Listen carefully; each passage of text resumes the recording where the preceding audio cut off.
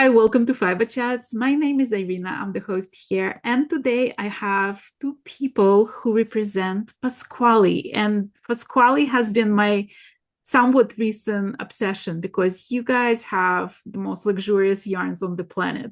So, Paul and Marisa, welcome to my channel. Hi, Hello. nice to be here. I Yeah. just came back from Barcelona where we chatted a bit, and I got to actually touch all those beautiful yarns that's in front of you. How do you decide on what yarn you're gonna bring to Pasquale? Okay, so firstly, I'm looking for the characteristic that we need. And for example, if we need a yarn for socks, but in our company, we don't have polyester or nylon. So I have to try to find a natural alternative for this yarn. For example, the pinta.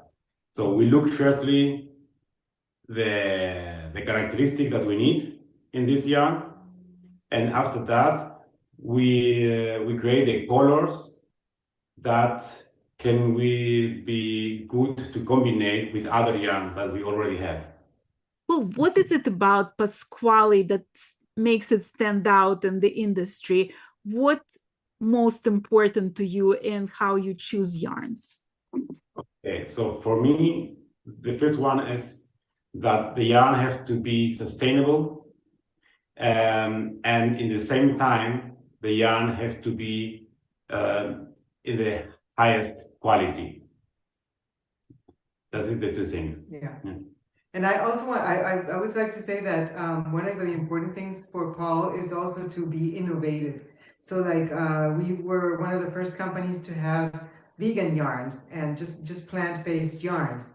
And he's always experimenting with different fibers, trying to see what, how to create a new yarn and bring something that is unique, different, and that adheres to our philosophy of being sustainable, eco-friendly. Yeah, so that's probably something Right. that is Yeah. important. Well, what I noticed that I was looking through your Instagram one day, and what was striking is that there is yak from Tibet, there is Qiviut from Alaska, there is llama from Peru. Like you go all around the world to source those yarns. Yes. It feels like a collection, like very eclectic and very exclusive collection. How do you decide like what else you're gonna add to your collection? I try to buy the fibers where the animals are at home. Like for example, from Peru, we have the alpaca.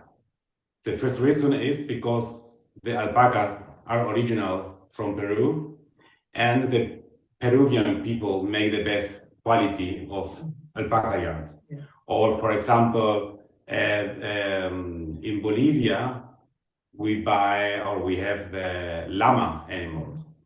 Or and in Italy, we produce cashmere because I think they are the best in cashmere production, and we buy the fiber directly from Mongolia or Inner Mongolia. And so I try that the ways are very short, and the second they have to have the best quality. I also saw that you talked about how important to you that the farmers that you buy the fiber from take really good care of the animals and that the animals in their native environment. Talk to me a little bit about that. I think, well, the most important for us is, that the whole product is sustainable and eco-friendly. So it's very important to us to see how the people in these communities live, how they are paid, just as much as how the animals are treated, if they are free, and how the whole process is do they use recycled water? Is it eco-friendly? So it's, a whole rounded product. And that goes also not only to the farmers, the animals, and the whole production, but I think Paul's idea also reflects to us as a company, inside the company, that we use less plastic even in the office.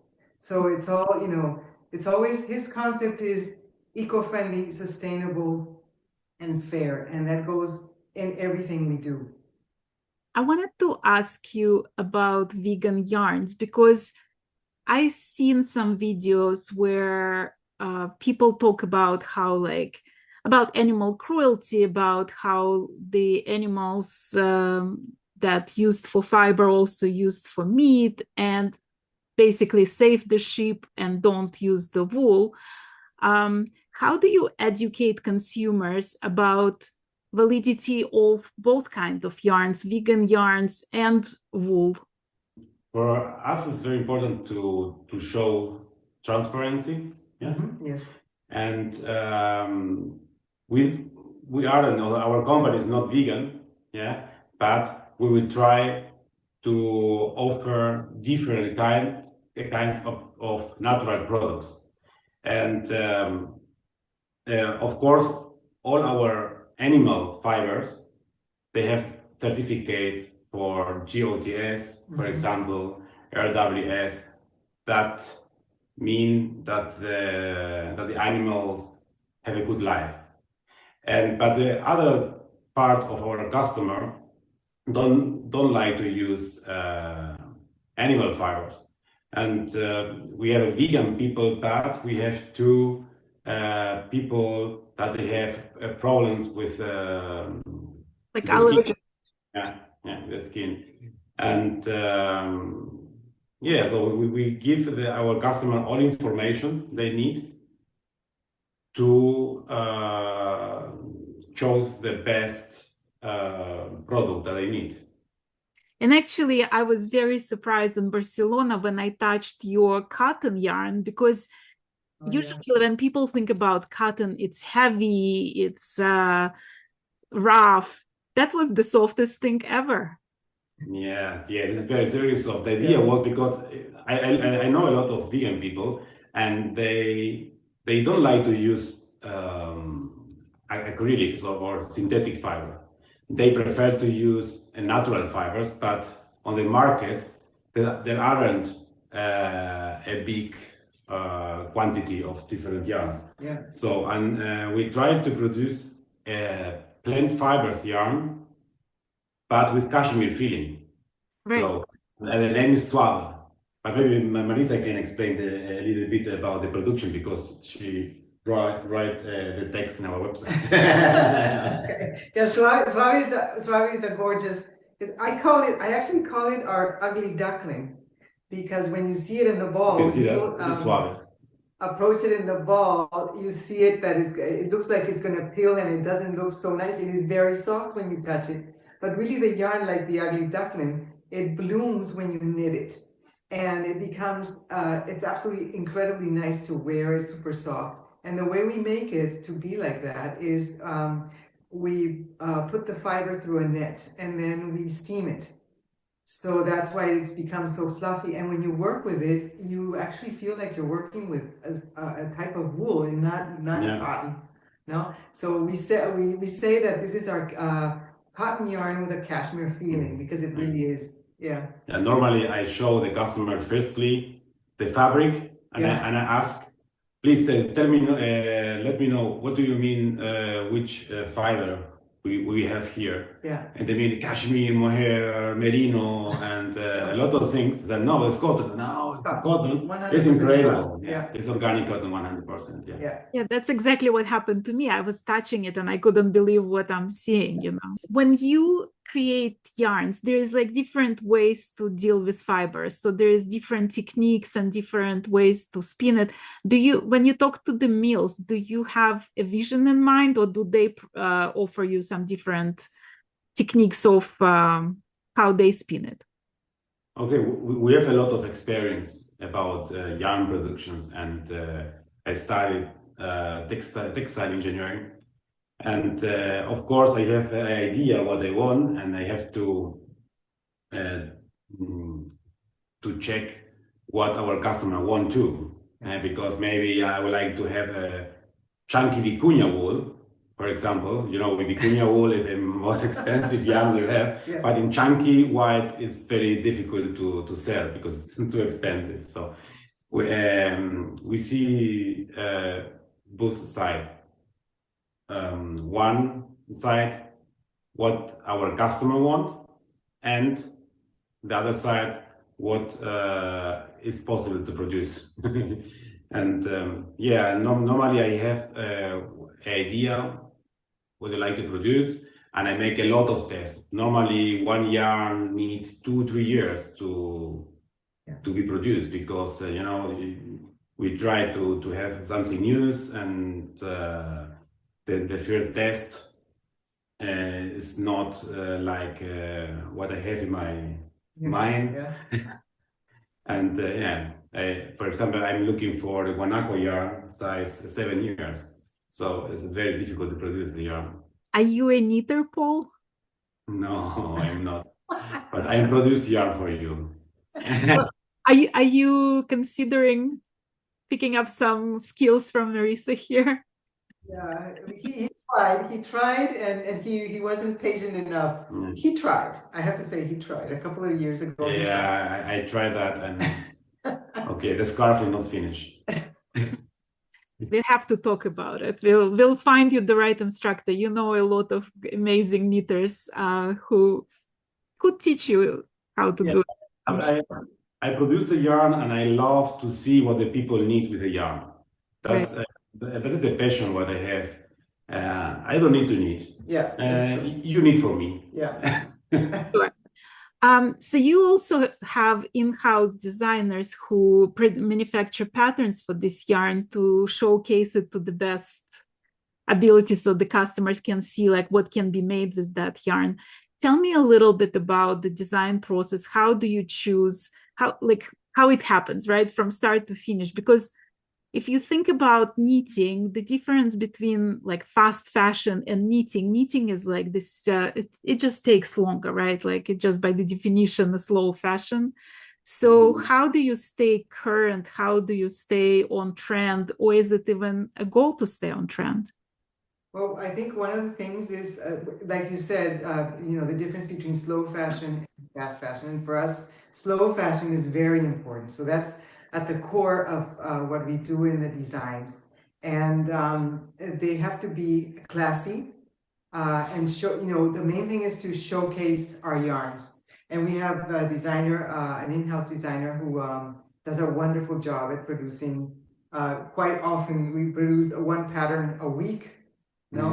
So that's a very important thing to yeah. And you also do collaboration with different designers, right? Who just knit with your yarn and show what they come up with. Tell me about those collaborations. How do you choose who to collaborate with? We try to collaborate with designers that they have the same vision that we have, that they like high quality products and sustainable products. Yeah, that is very important. So if there are designers out there, and I know that a lot of designers watching my channel, how can they score a deal with you? How do they apply to be a designer with Pascuali yarn? Well, we're open to any designer who designers who want to, of course, knit with our yarns. We're more than thrilled to have designers worldwide.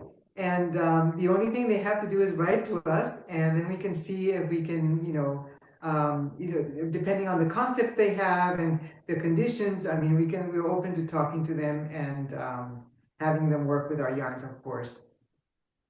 There is a concept of expensive versus costly, and I like to think of Pascuali as costly, but not necessarily expensive. And the difference is if something is costly, the material itself costs a lot, right? Due to rarity of it or the difficulty of manufacturing it. Whereas expensive is something that's not necessarily, you pay a lot of money, but I don't know if you're getting the value for the money. How do you explain to your consumers the idea of Pascuali yarn being costly and not expensive? We have to explain to the customer that you can produce a yarn, very cheaper yarn, or very expensive yarn. you can have a very cheap alpaca yarn or a very expensive yarn. Because when we produce a yarn, we can choose the fibers. So, for example, our suppliers say, okay, Paul, what do you want to have? Do you like to have recycled cashmere? It's very cheap. Or do you like to have the best cashmere quality from Mongolia? Of course, we chose for the best cashmere quality. And explain the customer that it is better to spend a little bit more money for the yarn, but you can use your clothes, Your garment, the garment a lot of time. Yeah, and you need I don't know how many weeks do you need to knit a sweater. Yeah, a lot. Yeah, you spend quite a bit of time knitting something, so why not buy or get something that is very high quality and that is going to last, because something like this, like I'm knitting now the scarf with Sayama, the mix it up scarf, and I've invested now 4 weeks. We've been doing a cowl with it recently, so I've been knitting for 4 weeks, but this is an item that is going to last, I don't know, my daughter's probably going to be able to wear it. It's going to be in the family. It's like an heirloom. So, it's the high quality that we emphasize. And high quality has a price. How do you know about all of these things? How did you learn about what makes the best quality? How do you know what's not going to peel? What's going to make the strongest yarn? What's going to make the best? Like, how do you know about the best quality? Firstly, we have a recommendation. We know which companies are serious. Yeah. We analyze the fibers in laboratory. So we can choose how long the fiber has to be, and the microns, and the origin from the fiber. Very important too. We can check all this data. For example, for cashmere, we produce our cashmere in a spinning mill in Italy, it's Cariaci. That is the spinning mill from Chanel and Brunello Cucinelli. So we know that the quality of this yarn is extremely good, and we can check all characteristics of this yarn or of this fiber. And for example, the quality is the quality management very important. In Cariaci, for example, for each dyed lot that they produce for us, they need a fabric, they bring that to the laboratory, they test the peeling, they test what's happened after washing. Yes, there's quite a bit of testing and quite a bit of looking and watching what's happening with every step of the process. So we're very careful about that. I didn't even realize that that's how it happens. Like, I'm learning something new from you guys today, because I thought like they manufacture, you sell, and that's the end of it. I didn't know that they actually knit with it and wash it and try to see if it's peeling and adjust for that. That's very interesting. In the company ourselves, and sometimes even when there's a complaint from someone that says, "Oh, this yarn, I don't know, the dye I was knitting and my hands," we test it. We go and we send it back, and so the whole process. I mean, we're very involved, and Paul is absolutely very involved. So we know every part of every yarn. What is happening. We know all the process. The whole process from fiber to yarn. Yeah. Have there ever been flops when you were excited about some new yarn and you brought it to the market and it just wouldn't sell? So normally all yarn that we brought into our collection is working, but our philosophy of the company is always in change, because we are learning all the time. And for example, we had yarn like maize. Maize was a beautiful yarn, made with polylactite. And polylactite, is a milk acid.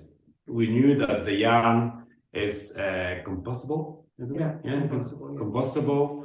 But 2 years later, I learned that the production for this yarn was very energy intensive. So we decided to take this yarn from our assortment. What's your dream for Pascuali? Like, where do you see yourself in the future? What's your goals and ambitions?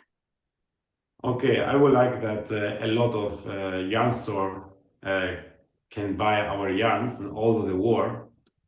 And my dream is that this company, an example for other company too, because we know that it's very difficult is to produce sustainable yarns and to produce with zero plastic.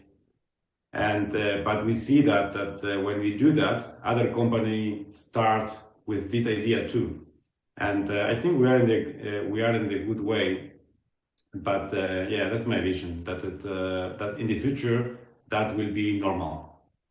Do you see the industry changing? Because I notice like more and more people, consumers, become more educated about the yarn, the certification of yarn, the traceability of yarn, the sustainability of the industry, the water usage, all those things. Like, do you see in general the industry shifting toward more awareness for the environmental effects?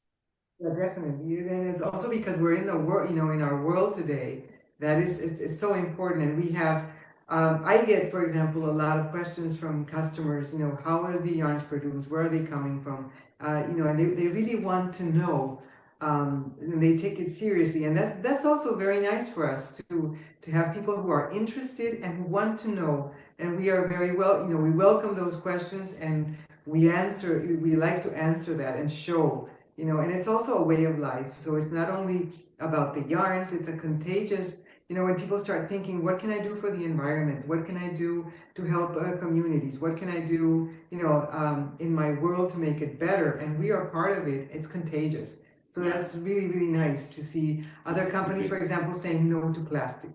Or our packaging, for example, is completely made without plastic. We try to not use plastic and to reduce that. So, and other companies are doing the same, and that's great.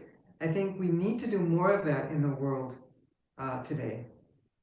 Paul, you have people working in your company. You have a lot of people who depend on your company, like those farmers whose yarn you manufacture with their wool. Does that stress you? Like, is that difficult to be the owner of this company? I'm not stressed. I'm satisfied. Yeah, it's a short answer. Yeah, no, I think because it's also to see that we're doing good. We're bringing in those communities. We're helping those communities to flourish. To do something with something that they produced with their heart.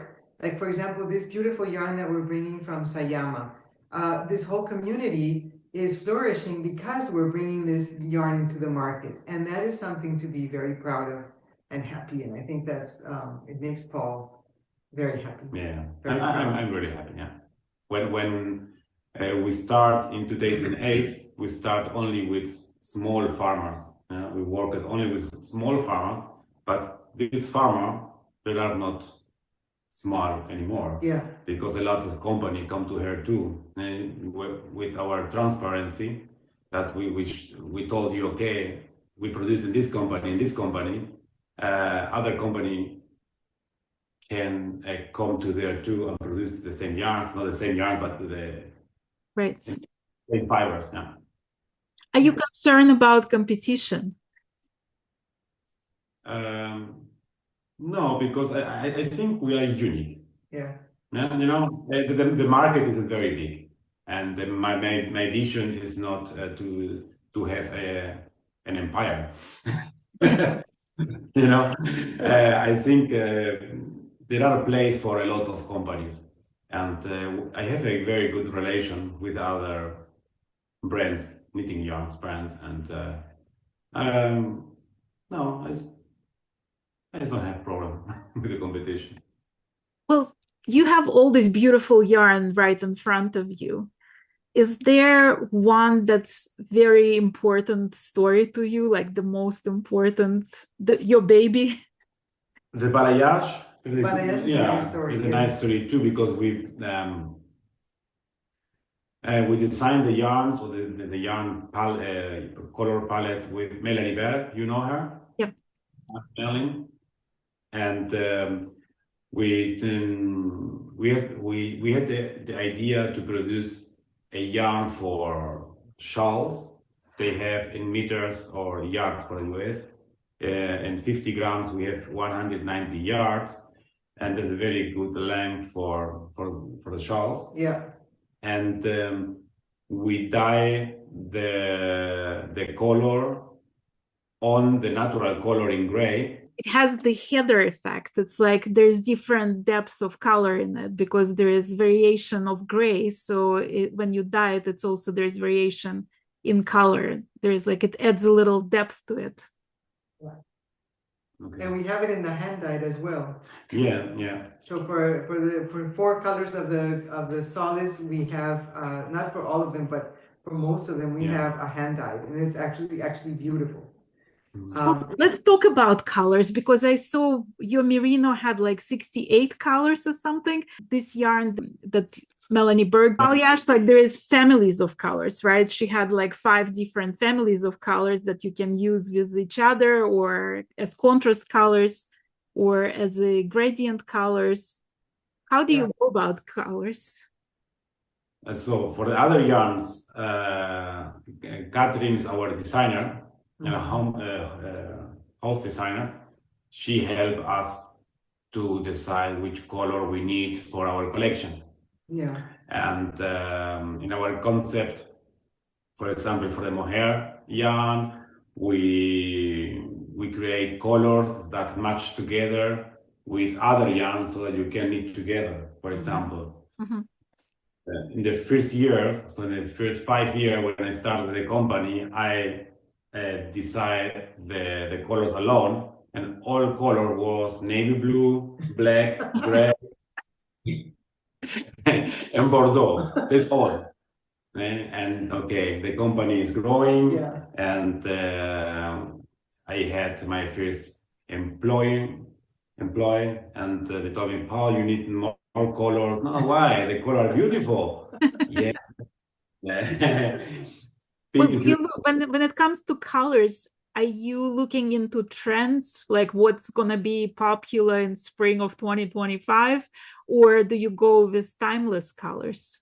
Yeah, it depends. Okay, so when neon green will be the color the next year, that's not the color for our collection. You know, we need colors that are timeless, but we check what is the trend for the next year. Yeah. And Yeah. we also get inspiration from nature. I love the story of Puna Winikunka, for example. Yeah. It's beautiful. Puna Winikunka, we brought it first as Puno, and it was only natural colors. And this is a blend of cotton and alpaca wool. And then the yarn was so successful that Paul said, okay, let's bring in some colors. And the inspiration for that comes from Peru, the mountain, the Winikunka mountain. So that's why we call it Puna Winikunka, which is actually a glacier at the top of the Andes that melted away. In 2015, it was discovered. And when you look at the mountain, it's called the 7 color mountain. It's full of, it's like stripes of different colors from the minerals. And that was the inspiration for Puna Winikunka. Yeah. You know? So it's a beautiful, and when you look at the colors, they're striking. They're really striking. Yeah, I have one sample here in natural color. Yeah, the natural ones are beautiful, but I love the colored ones. Yeah, can you see that? Yeah, that's beautiful. Yeah. Well, there is different levels of affordability for your yarn. So some of them more budget friendly than others. Can you tell me about your least expensive yarns and also your most expensive yarns? So the most expensive yarn is Vicuña. Yeah. Oof. Do you know Vicuña? Yeah. That is Vicuña. So the price is about $300, one ball. Yeah. And 25 grams. Yeah, that's very expensive. we get only maximal 8 kilograms each year, no more. And yeah, the animal is very rare, and the yarn more. Yeah, the yarn is beautiful. And it comes only in this color. Yeah. It's only one color. It's the natural color. It's the natural color of the Vicuña.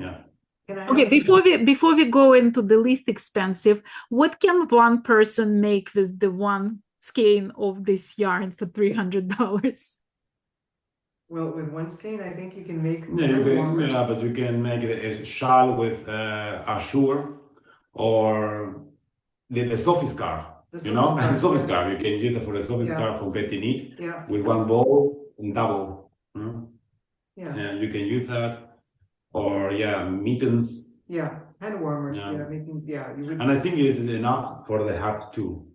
Not for my head. It's 204 yards, so it's actually like generous yardage for such a small bowl. Yeah. Grams, but 204 yards. And if you do a lacy pattern, you'll get a little bit more. Yeah, I know my friend Steven Weber, who has a YouTube channel also, he was working with this yarn and he made little skinny lace scarves for all his aunts. So those were hit in his family for Christmas. Okay, so let's talk about something that's more budget friendly. What can people who are on more limited budget buy at Pascuali? Well, for winter, we have the Sayama. That is 50% llama, baby llama, and 50% Highland wool. It's beautiful. Yeah, it's a beautiful yarn. We would like to produce a yarn for color works, but a little bit softer than the typical color works yarn from Scandinavia. Right. Yeah, and that is the result of our work.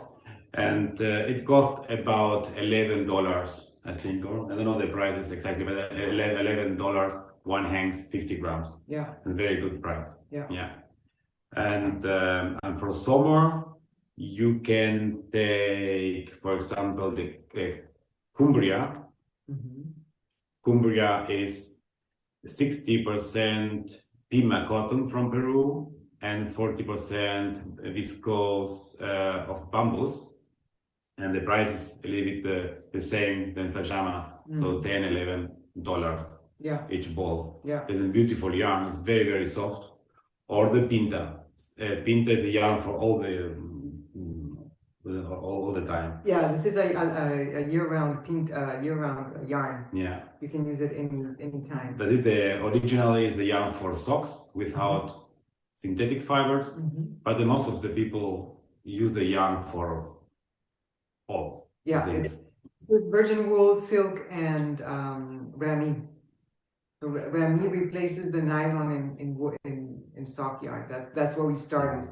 The sock yarn, but it's become so popular. People are knitting everything with it.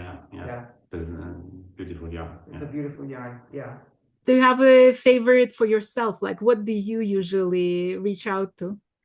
For me, also my favorite, this is different, but at the time I like the camel decay very well. Camel decay is 100% baby camel, and the yarn is soft, but you can touch it. You know what I mean? Yeah. Yeah, and I like it. And I have here bar. Beard. You have a beard. I have a beard, and it's important that the yarn has a great it doesn't age. It doesn't feel there. But the other yarn that I like very well is the cashmere, of course.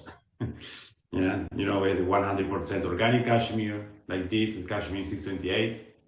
I like that too. But for my beard, it's not the perfect option because the cashmere fiber are shorter, and with the bark is not so good. But I have two very different favorites to yours.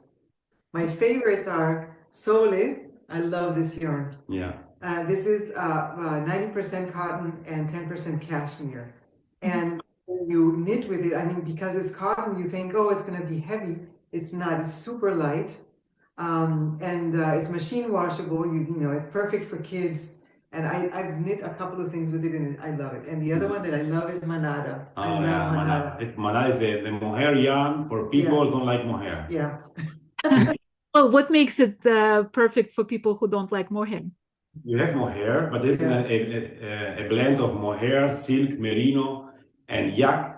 Yeah. But the hair is not so long than normal mohair. Yeah. And the touching is the touching is other, but also, you know, when you're knitting mohair that you end up eating mohair, right? Because it's flying all over. Well, this one is not. You know, it's incredibly nice, and you're not eating mohair all the time. And yeah, maybe you can see the difference. So this is manada, yeah. Yeah, it has beautiful glow. And mohair bliss is a classic mohair, a super kid mohair with mulberry silk, but the quality is very, very good, very soft, very, very soft. But this is the mohair bliss. They are different to manada. Yeah. And a lot of people don't like to knit with long hair mohair. Yeah. And this one. Yeah, with the gamma is a different experience. And we have the other yarn as merino baby. Merino baby is 100% merino, and the color card is the same, have the same color than manada, so you can combine both yarns very well. Yeah, and Maximo is also part of the big brother of merino baby, and also has the same colors. Yeah. One thing about our merino, because you know a lot of merino out there is superwash, right? And we don't use superwash because that's very unfriendly to the environment. So we use something that is called lanasim, which is an enzyme, and with that we treat the wool so that you can actually put it in the washing machine if you have to. I always tell people these yarns are so beautiful and they're natural, 100% natural, so you don't need to wash them. You can just air them out. You know, you can air your garment out, and the next day it will be fresh. You know, the yarn doesn't absorb humidity. It won't get dirty. It doesn't absorb perfume. You know, if you air it out, it will be gone. So yeah, but that's very, very special about our merinos. They're not super washed. We have something new that we're bringing at the end of January. This is our pearl, Arctic pearl. Yeah. It's unique. It's 100% sisal. It's sisal. Oh, it has so much shine. It's very shiny, right?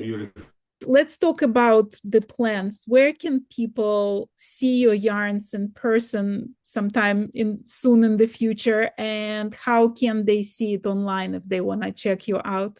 In January, we will be in the Vogue Knitting Live in New York, and we will help Claudia Quintanilla in the booth, and we will show you all the yarns that we have.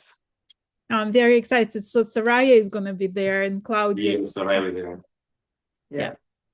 I'll stop by to say hello to Soraya and to touch those yarns just once more, you know. Yeah, great. Definitely. You have to come and touch them. You'll fall in love.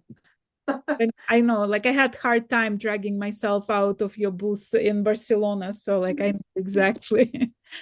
I know how it is because that's the reason I work for him. I fell in love with the yarns. I didn't know, you know, who he was. And I just fell in love with him. And I thought, I have to sell them all over the world. It's my dream job. And here I am. I mean, that's what I appreciate about your company, because everybody in the company that I talk to, you can feel the passion for yarn, for the sustainability of it, and how important it for you to have the properly resourced yarn, and how proud you are of this company. So that really speaks volumes, right? Like, people are attracted to that, not just the yarn. Yeah. How can people find you online? So we have a website. It is pascuali.de, and you can find there our stockist list. Yeah. And we have a lot of stores in the US that sell our yarns. And some of this store, they have an online store too. Yeah. Right. So if you go to the bottom of our website, there you will find the map, stock list, and there's a map with all the retailers across the United States and Canada, so and the world basically. So you can look and find your local shop. Right. I'm gonna put all this information in the description of this video so you guys can go and check Pascuali out and hopefully find them in your local yarn store. Or if they are not in your local yarn store, you can tell the yarn store owners about Pascuali and tell them to check them out. Good idea. Well, thank you so very much for being my guest today. It was lovely to get to know you and to get to know your company a little bit better. And I'm looking forward to seeing you at some festivals. Yeah, thank you very much for the invitation. Thank you for having us. It was really nice chatting with you. Thank you.